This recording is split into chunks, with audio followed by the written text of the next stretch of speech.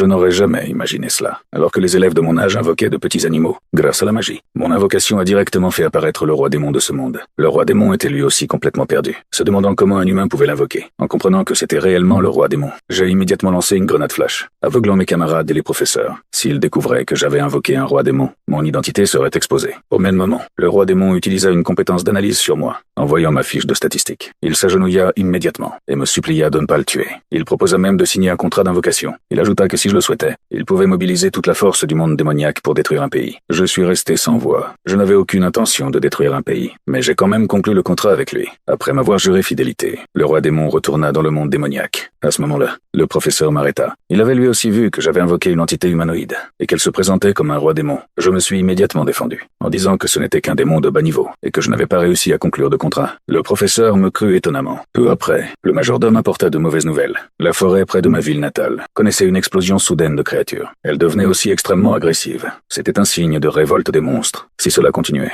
les créatures allaient bientôt sortir de la forêt et attaquer les villes. Je me suis téléporté à la guilde des aventuriers. L'employé m'a dit que la situation était critique, au point que les aventuriers ordinaires ne pouvaient plus entrer dans la forêt, et que beaucoup avaient déjà été blessés. Je me suis ensuite téléporté dans la forêt, et j'ai invoqué 2 familiers pour commencer l'exploration. Mais sur le chemin, je sentais que quelque chose nous observait. Au début, je pensais que c'était les monstres environnants, mais même après les avoir éliminés, cette sensation persistait. J'ai donc invoqué à nouveau le roi démon, pour qu'il m'aide à enquêter. Invoqué 2 fois de suite. Le roi démon ne put s'empêcher de se plaindre, mais en me voyant, il se calma immédiatement. Après avoir compris la situation, il sentit lui aussi une puissante présence, entouré de nombreux monstres de haut niveau. Mais je voulais des informations plus précises. Le roi démon invoqua alors un spécialiste de reconnaissance. Dès son apparition, le vieil homme perçut immédiatement mon aura extraordinaire. En apprenant que j'étais un apôtre divin, il s'inclina profondément devant moi. Il lança ensuite son analyse de reconnaissance. Alors que les chauves-souris se dispersaient, des monstres commencèrent à apparaître les uns après les autres. Je fonçais immédiatement et les éliminais un par un, en très peu de temps. J'avais nettoyé toute la zone. Le vieil homme savait déjà que j'étais puissant, mais voir cela de ses propres yeux le choqua profondément. Après avoir terminé le nettoyage,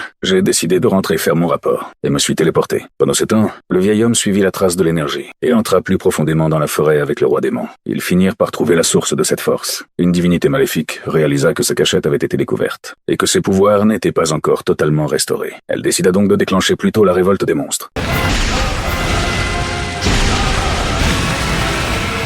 Oh, 懐かしいですね。この戦場の空気。この先に